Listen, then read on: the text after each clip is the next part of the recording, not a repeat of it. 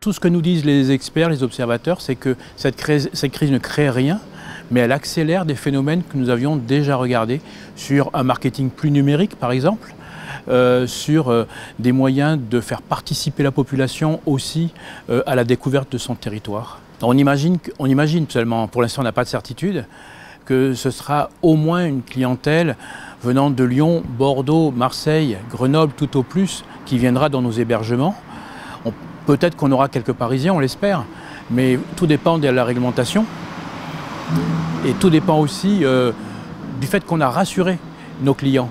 Il y a un gros travail de nos professionnels actuellement pour prouver que leur niveau d'hygiène est optimal et qu'il va permettre d'accueillir les gens en pleine sécurité, en pleine sérénité surtout.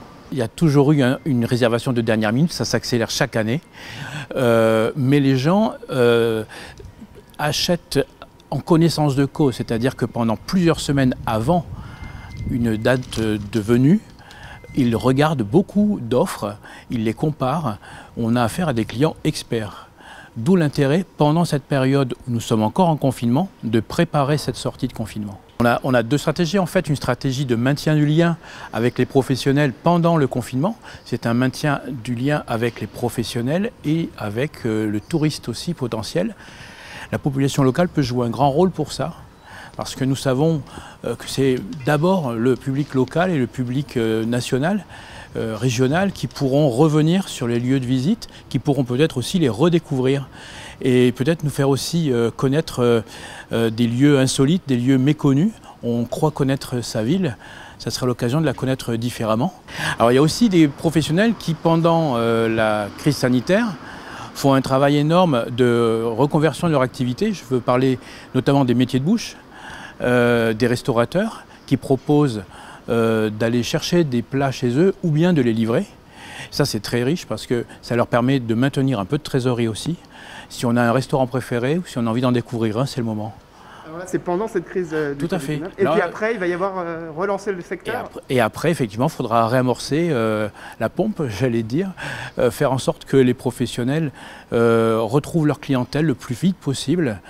Et donc là, c'est sur les réseaux sociaux, sur Internet, que nous avons besoin d'être forts pour préparer ce déconfinement. Et les produits que vous allez proposer vont être du coup modifiés dans l'urgence Alors, on peut modifier certains produits, effectivement, certaines prestations pour rassurer les gens sur le fait que les distances sanitaires seront assurées, que l'hygiène sera là.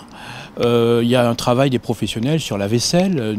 Nous, sur le guidage, avec les guides conférenciers, on est en train de travailler aussi. Voilà, donc il faudra s'adapter, effectivement, pour apporter sérénité et plaisir. Cette crise aura un impact sur les saisons à venir, 2020-2021 ? Oh, certainement, c'est une expérience que toute une société mondiale a vécue ensemble. Effectivement, on n'en sortira pas indemne, mais on en sortira peut-être grandi aussi sur certains sujets. Et là, ça va changer parce qu'on sait que l'aérien va être en train de se transformer. On ne pourra plus lui partir à l'autre bout du monde, ça va être plus compliqué. Ça va être durable, ça va être aussi un changement de comportement ? On ne sait pas encore, je pense.